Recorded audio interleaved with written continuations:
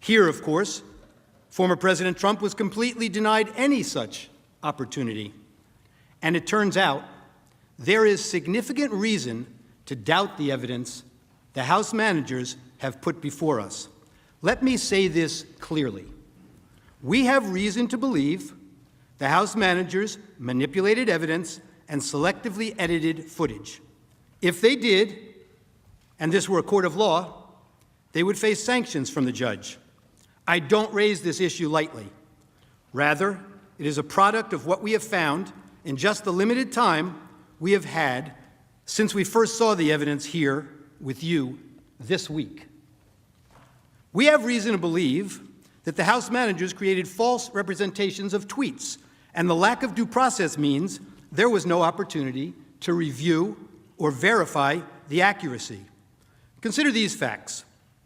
The House managers, proud of their work on this snap impeachment, staged numerous photo shoots of their preparations.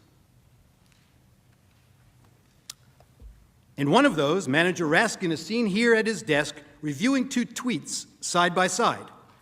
The image on his screen claims to show that President Trump had retweeted one of those tweets. Now, members of the Senate, let's look closely at this screen, because obviously Manager Raskin considered it important enough that he invited the New York Times to watch him watching it.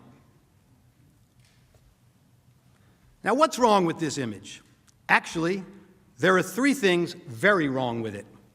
Look at the date on the very bottom of the screen on Manager Raskin's computer screen when we zoom in to the picture. The date that appears is January 3rd, 2020, not 2021. Why is that date wrong? Because this is not a real screenshot that he's working with. This is a recreation of a tweet, and you got the date wrong when you manufactured this graphic. You did not disclose that this is a manufactured graphic and not a real screenshot of a tweet. Now, to be fair, the House managers caught this error before showing the image on the Senate floor, so you never saw it when it was presented to you. But that's not all. They didn't fix this one. Look at the blue check mark next to the Twitter username of the account retweeted by the president. It indicates that this is a verified account, given the blue check by Twitter to indicate it is run by a public figure. The problem? The user's real account is not verified and has no blue check mark, as you can see. Were you trying to make her account seem more significant, or were you just sloppy? If we had due process of law in this case, we would know the truth. But that's not all that's wrong with this one tweet. House Manager Swalwell showed you this tweet this week, and he emphasized that this tweet reflected a call to arms. He told you repeatedly that this was a promise to call in the cavalry for January 6th. He expressly led you to believe that President Trump's supporter believed that the president wanted armed supporters at the January 6th speech, paramilitary groups, the cavalry, ready for physical combat. The problem is, the actual text is exactly the opposite.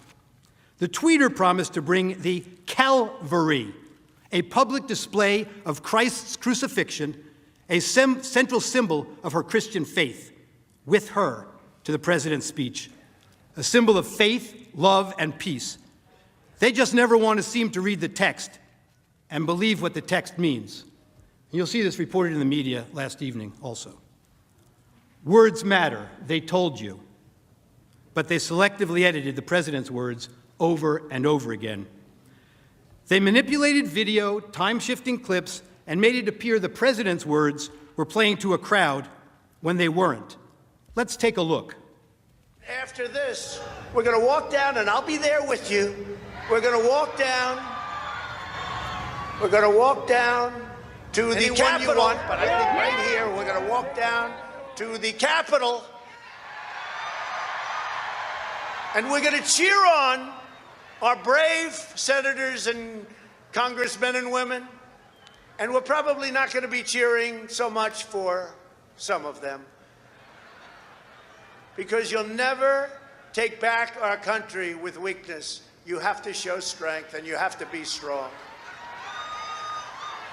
We have come to demand that Congress do the right thing and only count the electors who have been lawfully slated. Lawfully slated. I know that everyone here will soon be marching over to the Capitol building to peacefully and patriotically make your voices heard. And we are going to walk down to the Capitol. They showed you that part. Why are we walking to the Capitol? Well, they cut that off. To cheer on some members of Congress and not others, peacefully and patriotically. The Supreme Court ruled in Brandenburg that there's a very clear standard for incitement. In short, to paraphrase, whether the speech was intended to provoke imminent lawless action, and was it likely to do so. Go to the Capitol and cheer on some members of Congress, but not others. They know it doesn't meet the standard for incitement, so they edited it down. We heard a lot this week about fight like hell, but they cut off the video before they showed you the president's optimistic, patriotic words that followed immediately after. We fight like hell, and if you don't fight like hell, you're not going to have a country anymore. Our exciting adventures and boldest endeavors have not yet begun.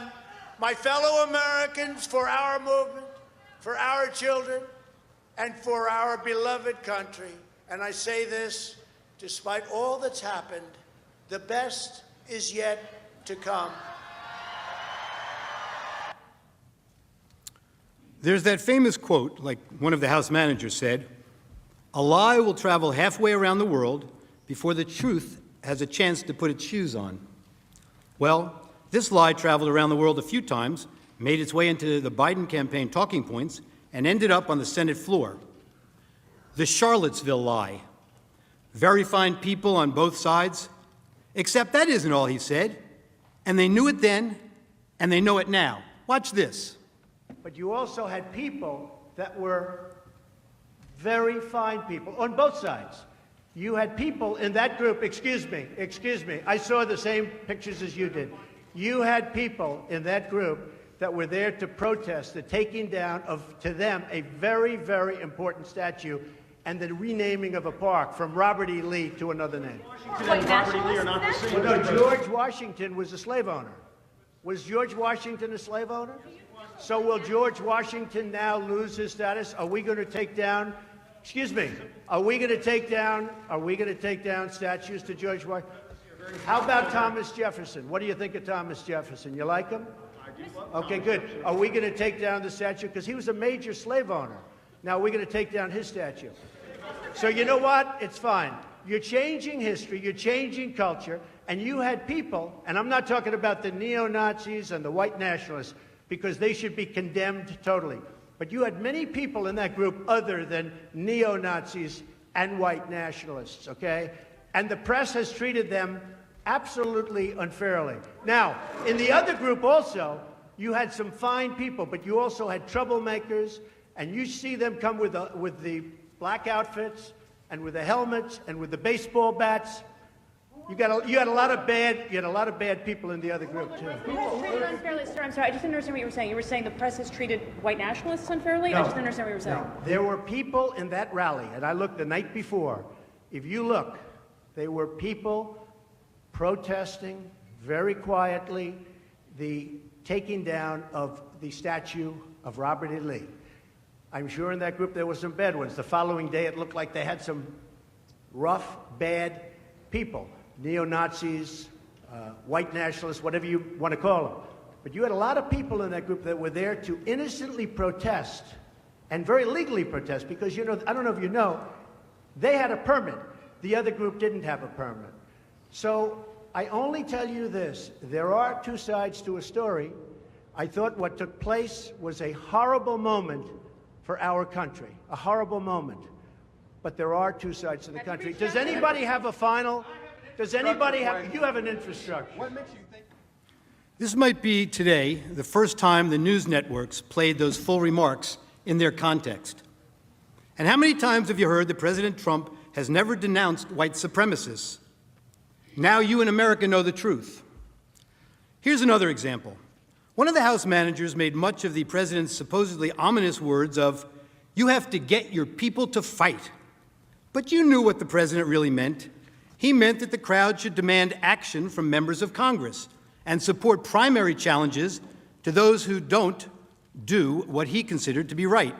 Support primary challenges, not violent action.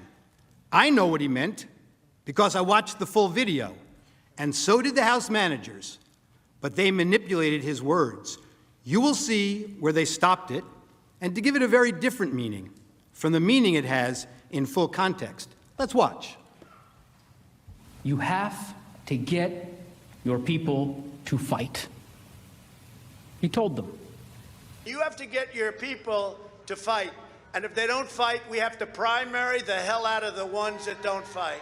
You primary them, we're gonna let you know who they are. I can already tell you, frankly. The people who need to fight are members of Congress. Why did we have to skip the necessary due diligence and due process of law and that any legal proceeding should have?